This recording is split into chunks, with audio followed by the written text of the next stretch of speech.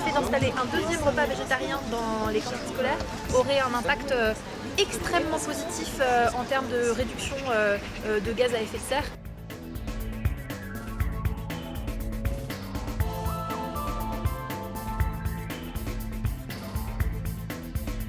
L'idée, c'est de montrer qu'en fait, un étudiant, un usager, enfin un salarié, un personnel de l'université peut s'engager à différents niveaux, très localement sur son lieu de travail.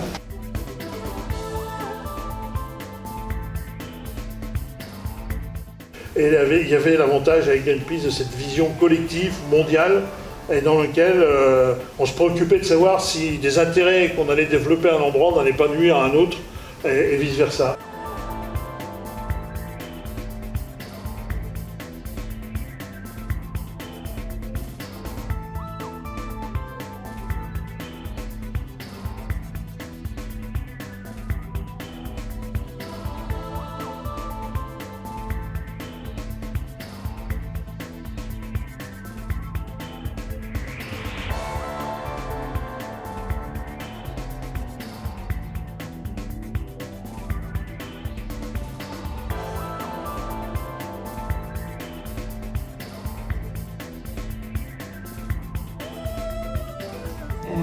Donc voilà, il y a tout un tas de relations qui se créent petit à petit, plus ou moins dans l'ombre, plus ou moins dans la lumière, mais qui sont en train de se cultiver, et on est convaincus au sein de Greenpeace que c'est en se parlant entre ces mouvements-là qu'on va pouvoir obtenir des résultats. Et eux, leur moteur, c'est la colère. En fait, ils sont en colère. C'est des jeunes en colère parce qu'ils se rendent compte que, alors ça pourra faire écho à des préoccupations actuelles, ils sont en colère parce qu'ils disent l'humanité fait n'importe quoi avec la planète, on est en train de détruire des espèces à tout va, on pollue, c'est pas normal, il faut prendre en compte cette question-là, elle n'est pas anecdotique, c'est l'avenir de la planète qui est en jeu. L'écologiste est devenu un élément important, peut-être bientôt central, de la conscience politique, et donc il y a des nouvelles questions qui se posent nécessairement.